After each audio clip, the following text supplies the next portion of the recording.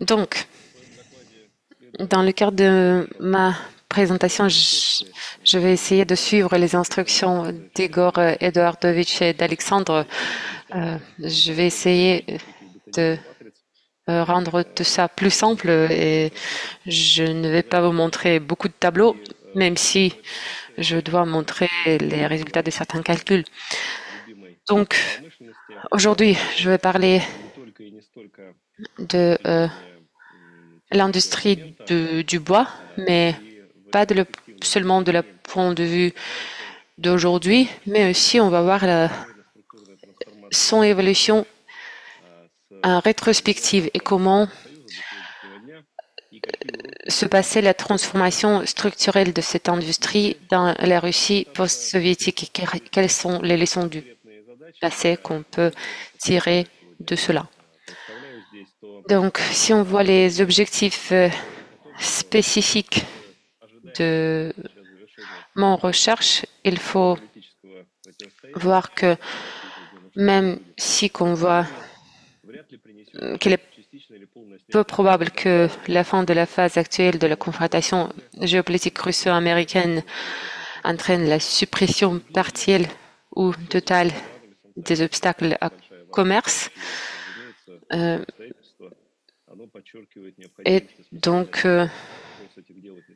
les sanctions vont persister et cela pose la question comment on peut continuer dans cette situation dans l'échelle de l'économie, dans l'échelle de certaines industries.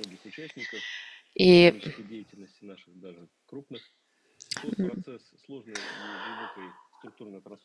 au contraire de ce que pensent certains experts, la transformation structurelle de notre économie va prendre du temps parce que on a vu que 3 ans a passé depuis février 2022, mais on n'a pas achevé la transformation économique, on est mi-chemin à peu près. Et cela, ce processus peut être achevé seulement avec certaines circonstances économiques, y compris les circonstances extérieures. Donc, il nous faut la persistance de ces sanctions pour qu'on s'adapte à eux complètement. Et cela ne nie pas le fait que le principal défi pour nous, c'est le développement de l'économie russe en absence d'une image formalisée, ciblée à long terme. Donc, on parle de cela, mais on ne comprend pas à quelle structure l'économie devront nous parvenir. Quelles industries doivent être soutenues, comment on peut gagner de l'argent, quelle industrie doit être créée en répondant aux défis économiques et comment est-ce qu'on peut accroître l'efficacité de l'utilisation des ressources concernées. Donc, il nous faut de nouvelles sources de la croissance économique et ici, il faut voir ce qu'on voit traditionnellement, ce sont les industries de production de pétrole et de gaz et la métallurgie, mais sans des essais d'utiliser notre potentiel, de réaliser notre potentiel dans les autres industries et dans les industries traditionnelles, si on applique les technologies comme l'IA, là, on ne va pas voir le succès. Donc, l'exemple qui peut tirer ici, c'est l'agriculture. Dans le passé, on était l'importateur net de l'agriculture. Aujourd'hui, on exporte et les exportations s'élèvent déjà à plus de 45 milliards de dollars. Personne ne croyait ce type de transformation, mais on l'a fait. Et l'industrie du bois, que je vois spécifiquement, oui, ne génère pas autant de recettes et autant de contributions au PIB, mais néanmoins, le potentiel de l'industrie est important. Donc, très rapidement, les questions que je me pose aujourd'hui, c'est comment et pourquoi le rôle de l'économie de l'industrie du bois en Russie a-t-il changé depuis la chute de l'RSS? Personne ne voit pas et je ne vois pas ce sujet dans la littérature des récentes décennies. Deuxièmement, quels sont les défis auxquels cette industrie est confrontée aujourd'hui et sous la pression des sanctions et quelles leçons est-ce qu'on peut tirer de cette analyse du passé? Premièrement, je voudrais dire que très souvent, on entend que l'industrie de bois, l'industrie forestière de l'URSS avait l'âge d'or. Donc moi, j'en doute qu'on avait l'âge d'or, le passé d'or, et je ne pense pas que, en fait, que la situation était tellement magnifique. En fait, dans l'Union soviétique, il n'y avait pas beaucoup d'exemples de grande efficacité dans l'organisation des grandes branches d'entreprises et du secteur. Et en fait, oui, aujourd'hui, on parle dans le séminaire de l'Académie des sciences de la Russie, donc je ne dois pas expliquer la contribution d'académicien Yeremenko en expliquant cela. Mais en fait, il faut constater que l'industrie forestière diffère sensiblement à cet égard du complexe agricole ou métallurgique. En fait,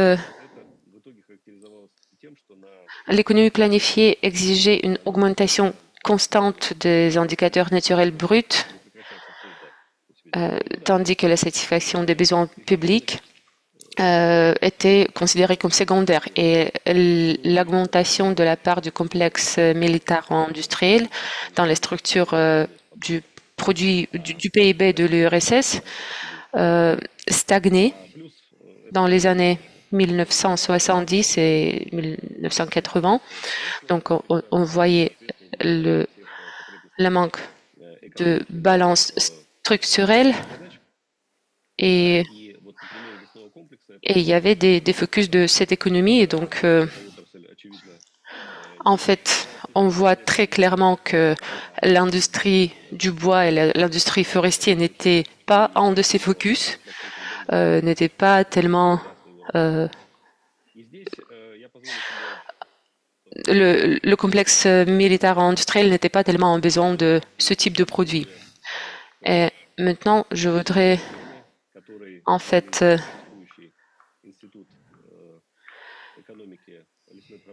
lire cette citation qui a été publiée dans un document informatique publié en 1990 parce que c'est une publication importante parce que il y a des informations là qu'on ne peut pas trouver nulle part aujourd'hui.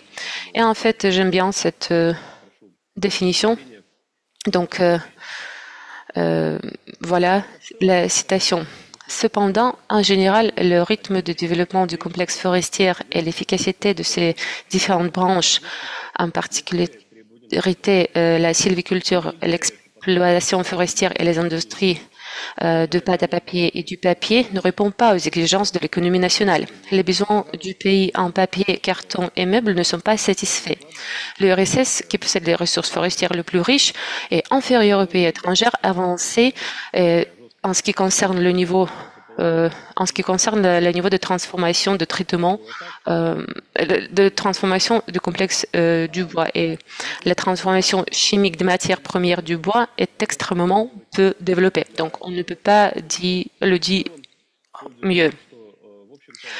Donc, je vais voir les chiffres pour voir les résultats de l'Union soviétique.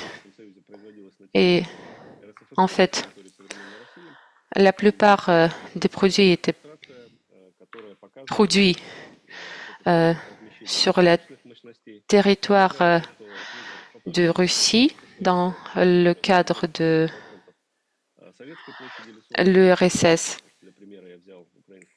parce que la plupart des forêts sont là. Donc, dans les parties de Russie de l'Union soviétique, le territoire forestier en pourcentage est 96%. En Ukraine, c'est 9%.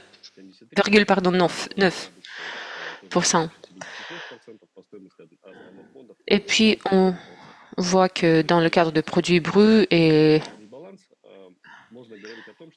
la base matérielle aussi, il y a une différence. Le coût d'immobilisation est différent également. Donc, quel est le contexte de ces chiffres qu'on va discuter? Donc, j'ai déjà mentionné que le produit n'était pas en demande pour la défense, et la période d'après-guerre préterminée l'impossibilité d'obtenir les fonds pour le développement de capacités de cette industrie et la croissance rapide de la production de la plupart des types de produits du bois s'est achevée dans les années 1960. Et au début des années 1970, le taux de croissance de la production s'est ralenti et en fait, ils se sont même rapprochés aux valeurs proches de zéro vers les années 1980. Voilà les chiffres pour les produits principaux, même si la demande de la part des consommateurs était assez stable là. Et donc, ici, ce qu'il faut voir, c'est la situation avec bois de sciage. En fait, ici, on voit la dynamique négative malgré la croissance de la population et du revenu national. Et pendant les années 70 et 80, la dynamique était négative. Voilà. Oui, un des facteurs était la construction qui consommait plus de béton et moins de bois. Oui, cela a eu un impact, mais en fait, le fait qu'on n'a pas délevé autant de construction en bois nous dit que, en fait, peut-être on n'a pas su de satisfaire la demande de la part des publics. Et en ce qui concerne la production du papier et de carton, qui a augmenté partout dans le monde, parfois en l'URSS, la production de papier et de carton augmentait en 90-85 au niveau de 3% par an et seulement 1,6% pendant la deuxième partie de ce décennie. Donc, cela nous montre en quelle mesure l'industrie de bois était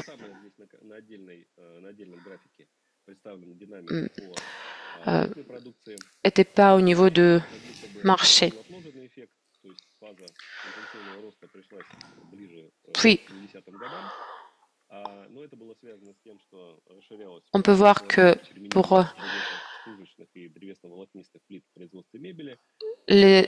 la production de panneaux, la phase de croissance intensive était dans les années 60-70, mais en fait, encore une fois, on voit que cette production s'est ralentie dans les années 1980. Donc, quel est le rôle de cette industrie dans les exportations de l'Union soviétique? Donc, ici, vous voyez mes évaluations et en fait, la conclusion est assez paradoxale. On peut évaluer la partie de cette industrie dans les exportations de l'Union européenne au niveau de 3,6%. C'est on à peu près peut évaluer ça comme 3,9 billions de dollars. En 2021, on avait le meilleure année pour l'industrie de bois pour l'industrie forestière en Russie et les chiffres étaient plus importants. Donc,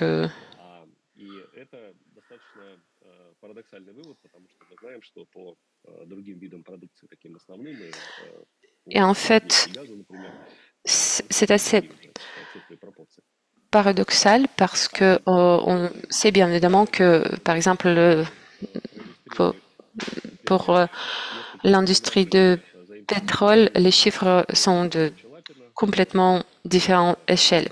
Donc, qu'est-ce que c'était qu'on exportait? Voici les citations de la publication de Monsieur Lapine qui travaillait dans un port. Donc ici, il cite les faits qu'il tire de ses observations et ils disent que l'Union soviétique exportait le bois et les produits de bois dans les pays occidentaux régulièrement. Donc ici, vous voyez les photos pour parler des négociations qui ont eu lieu en Grande-Bretagne, en Pays-Bas, en France. Donc ces produits étaient vraiment en demande. Il utilisait la route de nord pour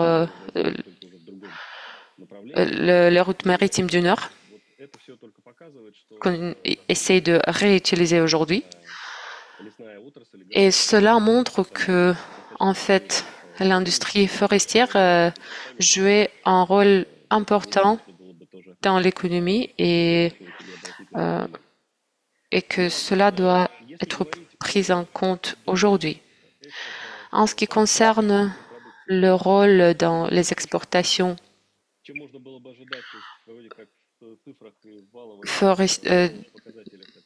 des produits forestiers, en fait, ici, on voit que la situation est pas très balancée. Donc les exportations étaient au niveau de 17-18%. Pour certains produits, c'était même pas plus que 10%. Donc ça nous dit que en fait, la plupart des produits étaient consommés dans l'Union soviétique. Et donc, peut-être aujourd'hui, on pourrait l'évaluer différemment parce que aujourd'hui, c'est quand même les exportations vers les pays vers les pays voisins. Mais en fait, l'Union soviétique n'exportait pas qu'aux pays du bloc socialiste. Beaucoup de ces livraisons étaient vraiment partie de la commerce international. Les produits étaient vendus pour Deutsche Mark, pour dollars. Donc, les consommateurs étaient les pays occidentaux. Donc, on ne peut pas dire que c'était l'aide internationale aux pays africains, aux pays socialistes. Non, on ne peut pas dire ça. Donc, c'était vraiment le commerce international. Mais même qu'à l'époque, l'Union soviétique était un des leaders en termes de ressources forestières, on n'était pas les premiers sur le marché international.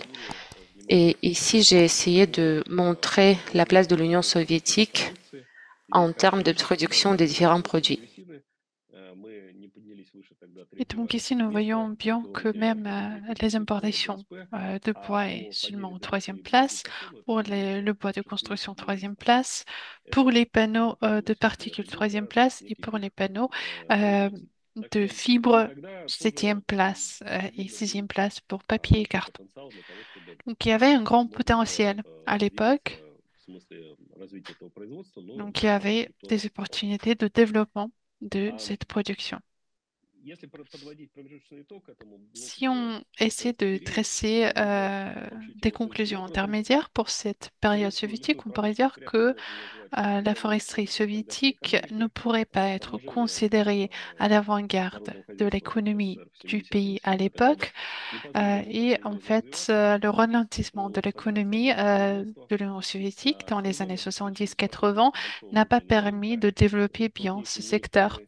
Euh, qui avait un grand marché intérieur national approvisionné en ressources de travail avec une infrastructure de transport et il n'y avait même pas d'objectif de devenir un des leaders d'économie globale en foresterie.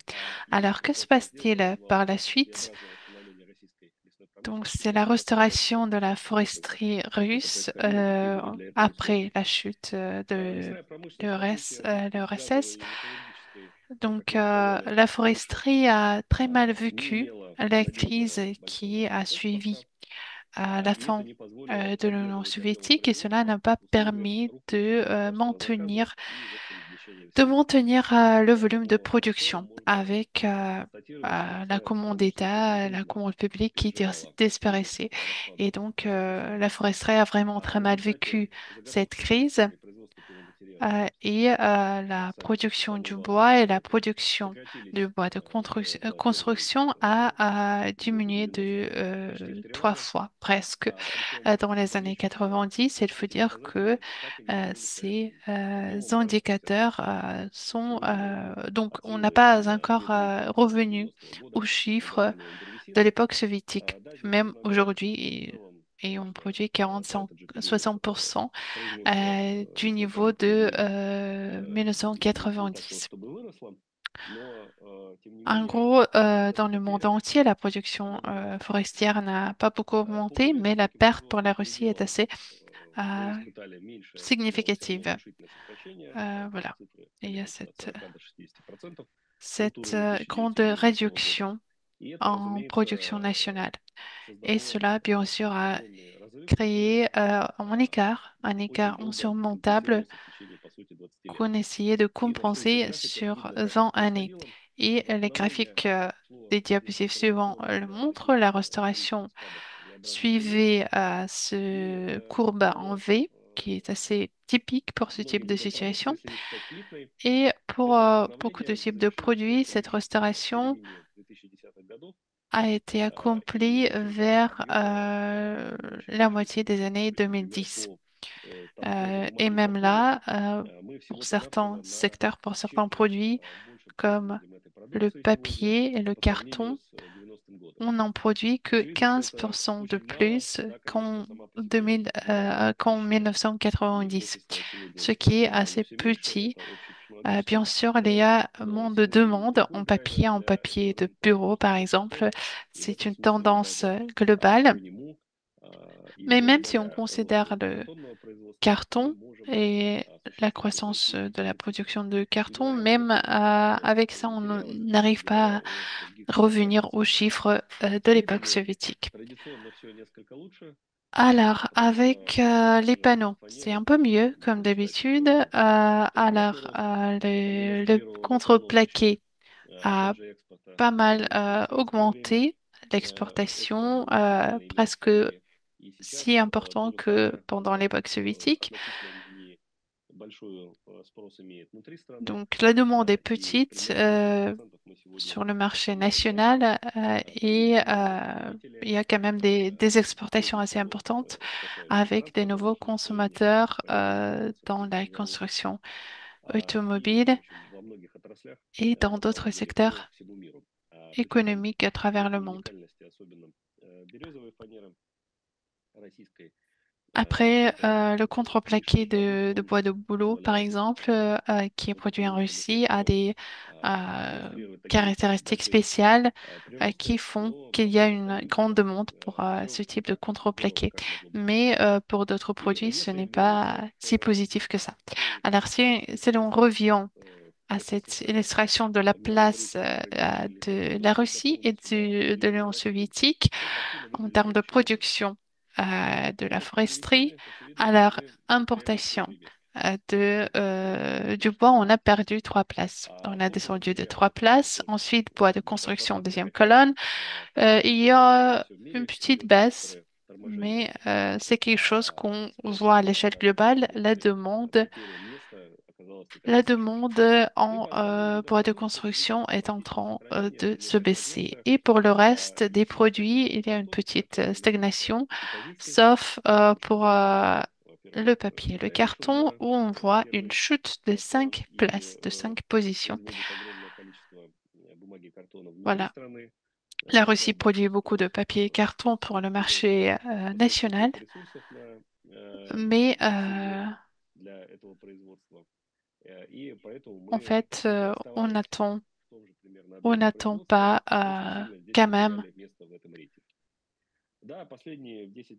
la même place qu'on avait avant. Alors, un nouveau secteur qui est né ces dernières années, c'est le biocombustible, c'est-à-dire la production des combustibles en granules de bois pour utiliser en tant que source d'énergie.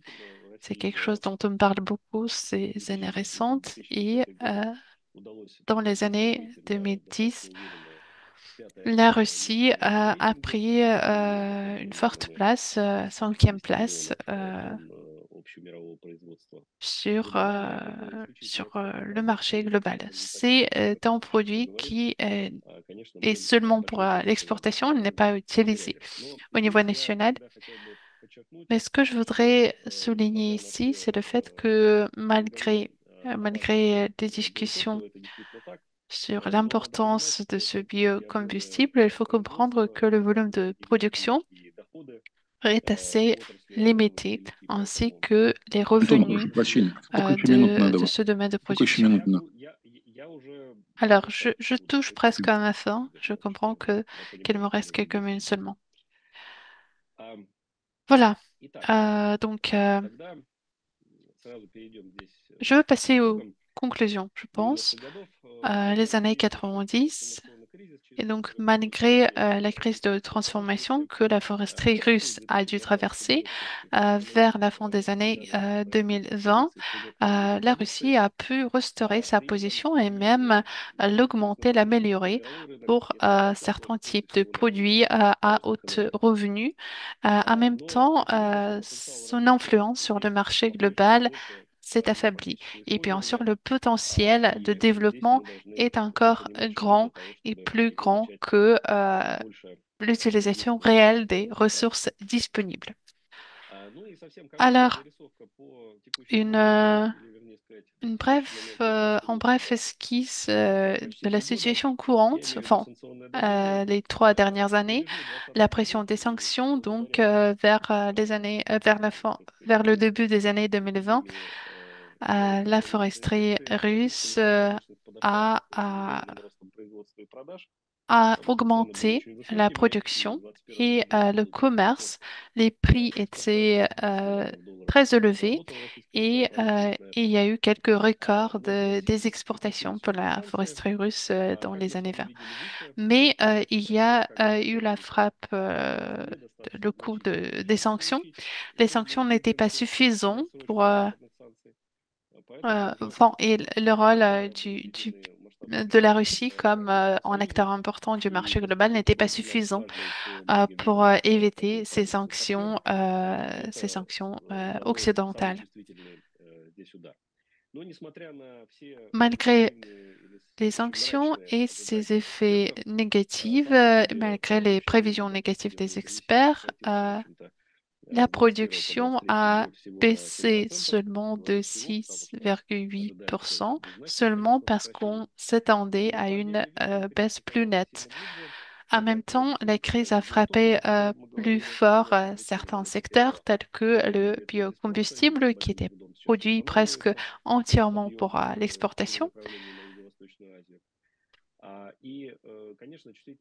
Et bien sûr, les sanctions ont beaucoup frappé les entreprises qui faisaient des investissements pour expanser les capacités de production. C'est quelque chose qu'on peut voir sur ce graphique qui parle de la production du contreplaqué. Donc ici, nous avons la production voilà, qui s'est diminuée presque d'un quart, devant 6,7%. Et pour l'instant, on ne peut pas parler de la restauration quelconque de cette production. En fait, euh, voilà, ce qui a permis de développer ce segment très étroit de, de ce secteur, maintenant, c'est un défi à relever. Donc, en résumé, la crise a été moins profonde qu'on ne s'attendait, mais il y a un certain effet négatif des sanctions qu'il faut considérer, voilà, qui ralentit notre industrie forestière.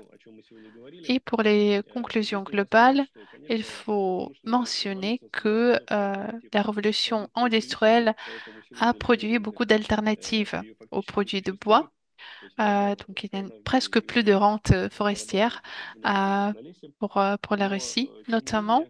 Mais c'est une ressource très importante qu'il faut savoir utiliser, exploiter. Il faudrait juste penser à la manière de, euh, de réaliser notre énorme potentiel du développement de l'économie russe grâce à ces ressources forestières. Et j'ai essayé de démontrer dans mon intervention les opportunités, les directions de croissance et mon idée principale est la suivante. Donc, il faut développer la demande nationale qui dépend de la capacité d'achat de la population parce que on peut essayer de faire augmenter les volumes de production, mais ils doivent être en correspondance avec le marché national pour une croissance stable et déterminée. Cela concerne toutes les autres sphères de l'économie, c'est la production du meuble, voilà, des produits de décoration, de construction, tout ce que l'économie moderne, urbaine demande et tout ce que l'industrie forestière peut approvisionner. Alors, je vais publier ma recherche dans Russian Journal of Economics and Law. Donc, je peux la partager avec vous, cette publication à votre demande, quand elle sera publiée et quelques remerciements, bien sûr, pour conclure cette intervention. Спасибо большое. Merci. Merci beaucoup. Антон Игоревич, а скажите, пожалуйста, все-таки в каких Donc, направлениях Monsieur Pigev, est-ce произошла que vous pouvez nous dire переориентация поставок dans quel российского domaine est-ce qu'on a vu la на экспорт? réorientation Мы знаем, что des produits de страдал, bois например, pour les Челябинский exportations? округ, Par который exemple, поставлял on sait много que продукции la на macro-région Запад, du Nord-Ouest a souffert другие beaucoup страны Западной parce que Европы, cette région exportait других beaucoup de стран produits de Балтии, bois vers l'Europe, vers которые Finlande, занимались et pour производством древесных certains изделий. temps, Вот. Ну pour, вот pour как-то une certaine période, ils ont соответствие eu с течением времени l'arrêt что-то стало complet de la меняться, production они des выкарабкались из этой ситуации. pellets Что de вы bois, de думаете scie, в этом mais плане? après, ils ont su de s'adapter à cette situation. Donc, quels sont les changements qu'on enregistre là? Réponse. Merci beaucoup pour cette question. Bon, donc, en ce qui concerne de la récupération des volumes, cela est vrai juste en partie. Et en fait, on voit que cette baisse par 25% persiste et je pense que c'est le volume qui a été perdu et on ne va pas voir la récupération là parce que c'était les volumes qui étaient transportés vers l'Europe. Et en fait, l'Europe, c'est pas seulement le marché premium qui nécessite ces produits, mais Aussi, il y a d'autres particularités. Oui, en partie, on exporte ces produits vers, par exemple, l'Égypte, vers le Proche-Orient, mais là, les partenaires ne sont pas très disciplinés dans le cadre de leurs obligations selon les contrats. Il y a des difficultés liées à la logistique des paiements, donc on ne peut pas complètement substituer ces nouveaux marchés et les volumes qui étaient libérés par la perte des marchés européens. En ce qui concerne les marchés asiatiques, là, on a des dépenses pour la transportation et pour exporter certains types de produits. On ne peut pas dire qu'il est possible de transporter ces types de paiements,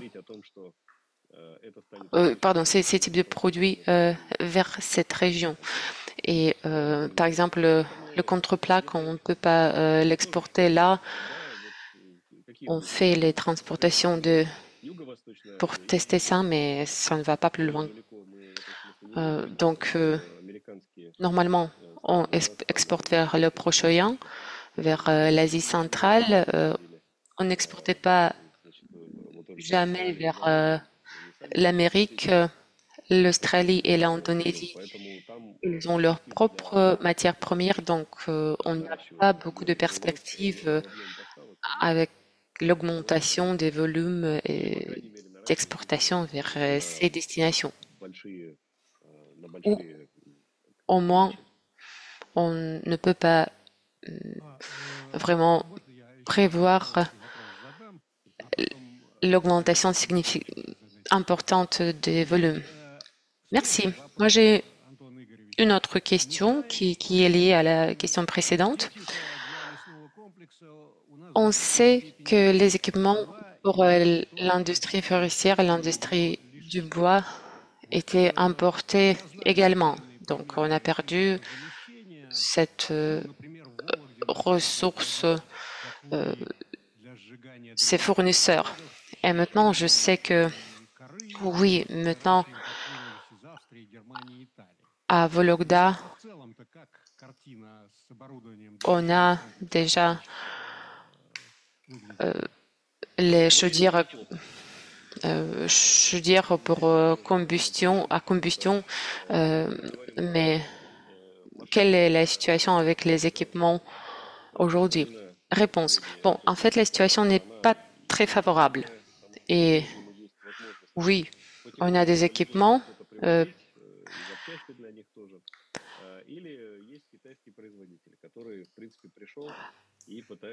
pour l'exploitation forestière, pour l'abattage. Donc, on essaye de trouver les solutions de Chine, mais il y a des problèmes. Pour le traitement de bois, là où on peut, on essaie de substituer ces équipements, mais l'exemple, par exemple, que vous venez de citer, si on trouve une solution de substitution pour un cas isolé, oui, cela, on le voit, mais on ne voit pas d'investisseurs qui sont prêts à investir, par exemple, au chaudier. Donc, même pour les volumes d'abattage qu'on a, on prend le 5e, le 6e place globalement. Néanmoins, on n'a pas assez de volume pour vraiment déployer la production de ces machines dans le volume consommé par cette industrie. Donc, il n'est pas assez pour vraiment aller aux profondeurs et investir dans la substitution de la production d'équipements dans ce domaine. Donc, c'est comme ça en ce qui concerne les prévisions. Donc, je ne peux pas dire que je suis pessimiste, mais je ne vois pas que dans la perspective jusqu'au 2030, 2030, on va voir l'augmentation de la production des équipements et des machines. Parce que même Kamaz, en 2022, ils ont dit qu'ils allaient utiliser la base dans de ces véhicules pour produire les machines pour l'industrie forestière, mais on comprend qu'en fait leur plan de production maintenant est très chargé et cette niche pour produire quelques centaines des machines par an, les machines très compliquées avec des mécanismes compliqués, c'est très intéressant mais pas commercialement. Et on ne peut pas en fait attendre que le budget serait capable de soutenir cela. Donc malheureusement, la situation n'est pas favorable. Merci, Abel Kezevich. Je voudrais dire juste quelques mots. La présentation était très intéressante. Et moi, je suis ami avec le plus riche homme de Saint-Pétersbourg, Zakhar Smushkin, peut-être vous connaissez cette personne.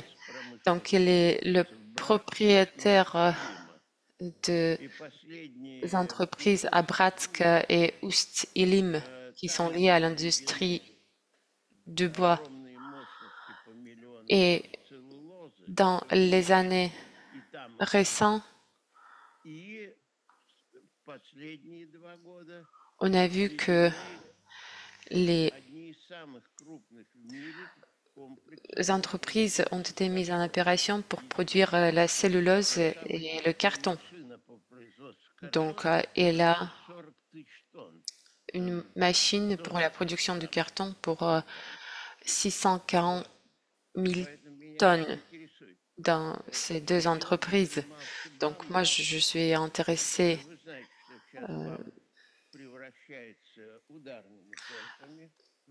dans cela et vous savez que moi, je me suis penchée sur le projet BAM et en fait,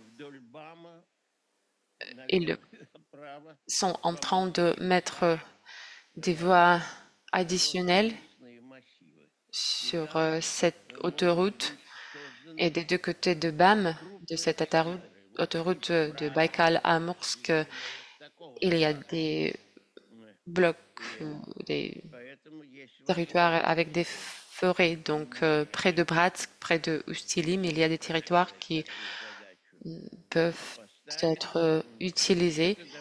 Donc, on a des capacités et des ressources de développer ces capacités de production si on a besoin. Et on a des ressources qu'on peut exporter. C'est pas seulement qu'on a des forêts, on a du bois qui est le bois de qualité, par exemple le pan d'Amour et d'Amursk. Et on a le potentiel pour faire un saut dans le cadre de ce type de production. Et bien évidemment que moi, je n'ai pas étudié l'efficacité de potentiel de ce type d'exportation, mais je pense que si on le compare avec les autres industries, ce segment pourrait être très efficace. Réponse. Merci beaucoup à Balgazovic pour cette présentation additionnelle que vous avez ajoutée à la mienne. Oui, c'est vrai que ce groupe d'entreprises est en train de développer ses capacités et en fait, oui, exactement, ce sont les nouveautés pour notre industrie et y compris cette mise en opération de cette entreprise qui produit le carton. Mais en fait, mes conclusions, je les tire des années d'observation à l'industrie du bois et je vois que, en fait, pendant les en trentaine donné, on n'avait pas de politique structurée de la part d'État pour cette industrie et c'est pourquoi elle développe dans la manière spontanée et les entrepreneurs, ils suivent la demande pour certains types de produits dans certaines régions. Et comme l'État n'essaie pas d'être en avant de ça, et il ne nous dit pas que, en fait, pour les 30 ans prochains, on va créer la base industrielle pour produire tel et tel produit. Non, on ne voit pas rien de ça. Et les plans pour les produits de bois, pour les combustibles bio,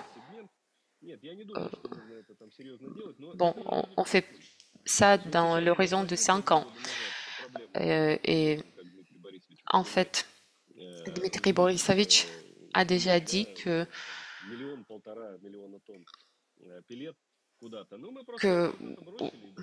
oui, on a perdu ce volume, par exemple, en pellets de scie, et donc on ne fait rien pour récupérer ce volume.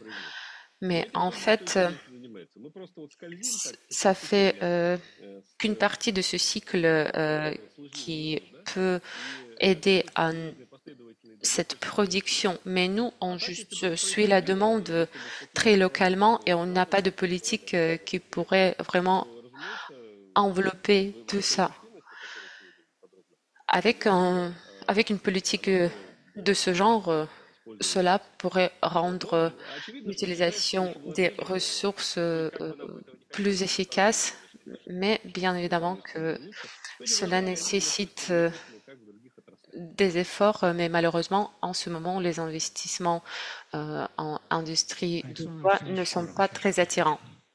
Merci. Alexandre Chirov voudrait prendre la parole. Bonjour Anton Igorovitch, bonjour Alexandre Alexandrovitch. Oui, donc j'ai une question. Vous l'avez mentionné dans votre présentation, le changement de la géographie des livraisons des exportations. Dans le cadre du développement régional, comment est-ce que ça va changer la situation? Les régions d'Irkoutsk vont rester parmi les leaders, mais avec la reste, quelle est la situation? Réponse. Merci pour cette question. En fait, la situation est que, dans le temps de l'Union soviétique, le centre de l'industrie du bois était transféré vers Sibérie. Et aujourd'hui aussi, l'impact et l'influence de l'industrie forestière sur l'économie de la région de Krasnoyarsk, qui sont responsables pour une moitié de cette production, même là, l'industrie du bois ne prend pas de place importante.